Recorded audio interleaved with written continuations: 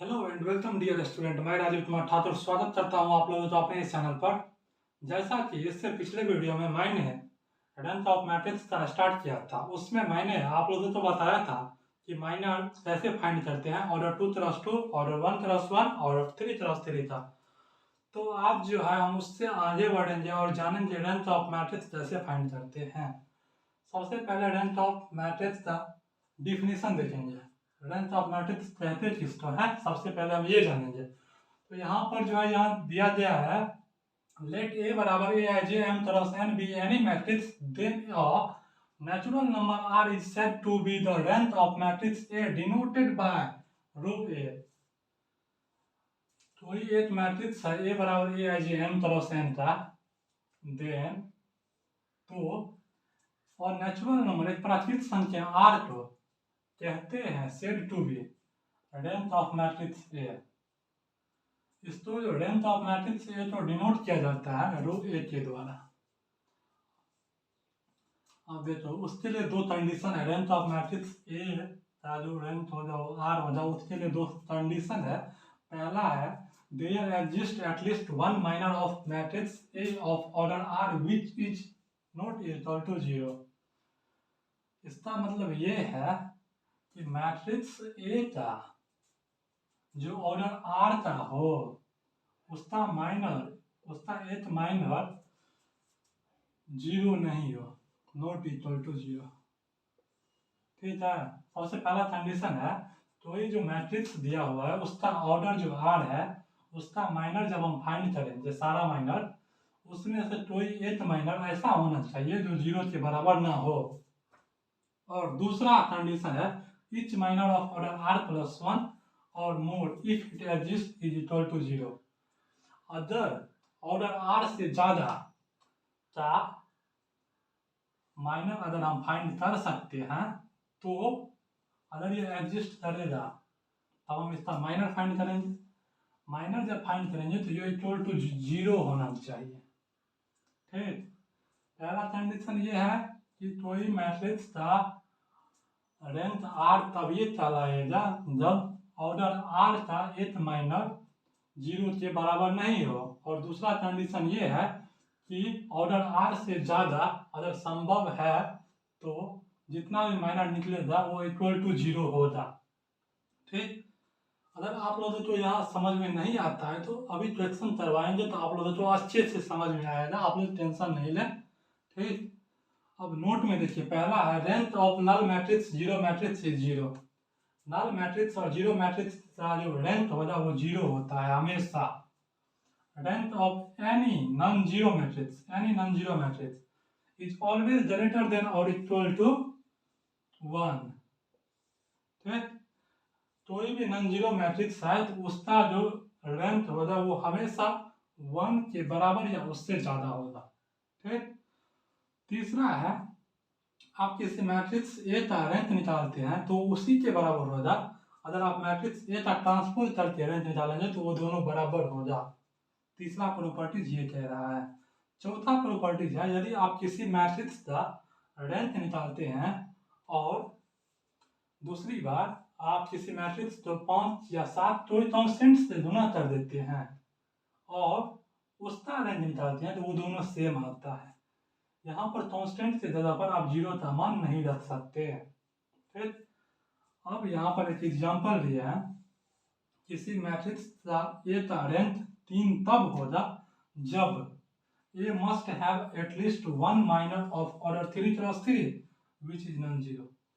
मतलब कहने का मतलब ये है कि ऑर्डर 3 × 3 का एक माइनर ऐसा होना चाहिए जो नॉन जीरो हो, तब ये होगा रेंथ ऑफ ए बराबर 3। और अगर इससे ज्यादा ऑर्डर का माइनर निकालना पॉसिबल है तो वो जो होना चाहिए वो 0 होना चाहिए, तब जाके हम ये बात बोलेंगे कि किसी मैट्रिक्स का रेंथ 3 होगा। अब हम यहाँ पर एक क्वेश्चन करके आपको बताएंगे कैसे किसी मैट्रिक्स का रेंथ फाइंड किया जाता है। तो अब हम बोर्ड को साफ कर लेते हैं थोड़ा। ठीक, अब ये क्वेश्चन लिखेंगे, आप लोगों को अच्छे से समझ में आएगा कैसे क्या करना है। ठीक, अब ये देखते हैं क्या आता है नहीं आता है, कैसे फाइंड किया जाता है।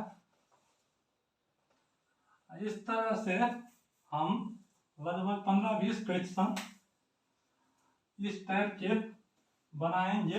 यूट्यूब पर अलग अलग क्वेश्चन तो अलग अलग वीडियो हो जाते।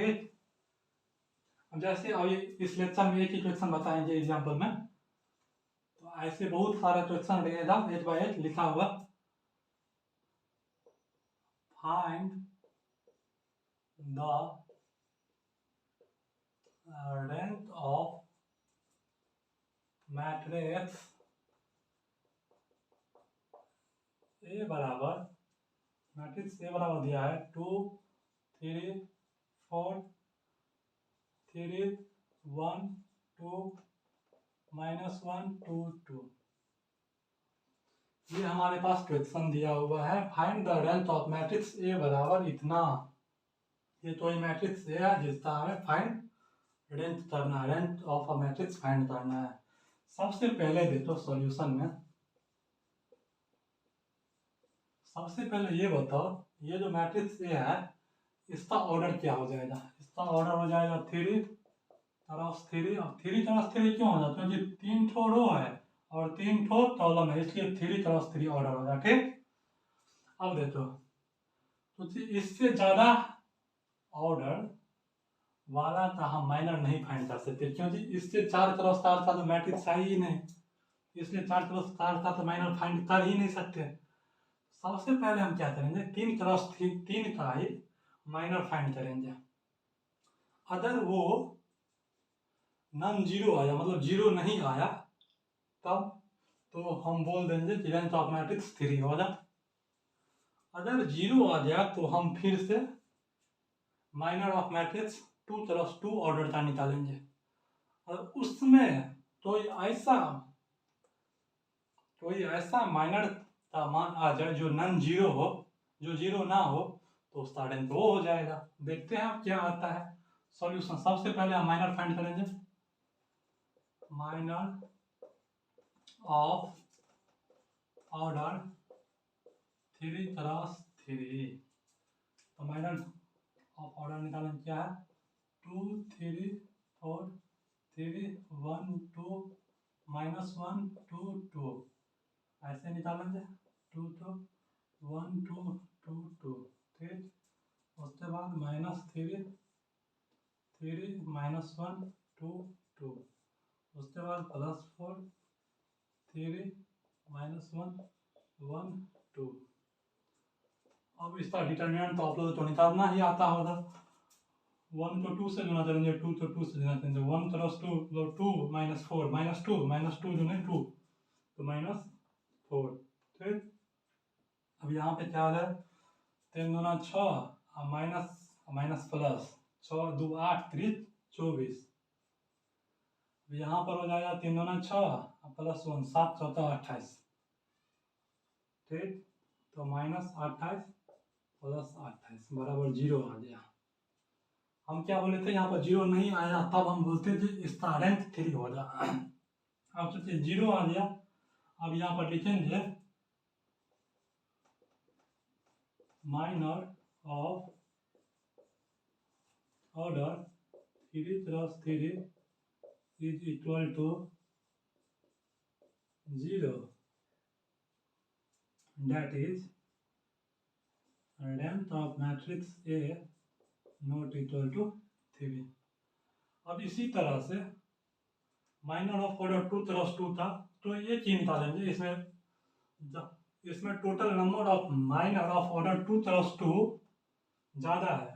ठीक, 3C2 क्रॉस 3C2 मतलब 9 है। Total number of minor of order 2 cross 2 9 है। उसमें से कोई एक को लेकर हम ये दिखा देंगे कि वो जो वैल्यू है माइनर ऑफ ऑर्डर 2 क्रॉस 2 का वो नॉन जीरो है, तो हम ये बोल सकते हैं कि rank of a matrix is equal to 2। तो निकालते हैं minor of order 2 cross 2। 2 cross 2 का तो ले लो, पहला लो दूसरा लो, पहला कॉलम दूसरा कॉलम, बस इतना ही ले लो। क्या सब लेंगे, 2 3 3 1, इसका वैल्यू क्या हो जाएगा 2 माइनस 9 बराबर -7 नॉट इक्वल टू 0। अब यहाँ पर लिख देंगे माइनर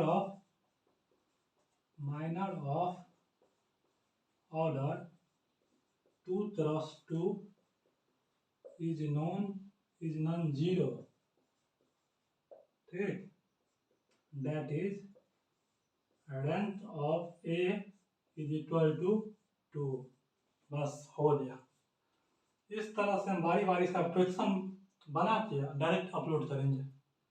आप कोई भी फॉलो करते हैं, उसमें कोई प्रॉब्लम आया तो आप कमेंट में लिख सकते हैं, ठीक।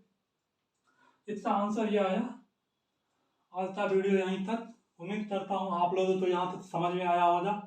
Thank you so much. अगर समझ में आया हो तो प्लीज़ ज़्यादा से ज़्यादा शेयर कीजिए, और चैनल पे पहली बार आए हैं तो प्लीज़ चैनल सब्सक्राइब कर दिए। Thank you so much.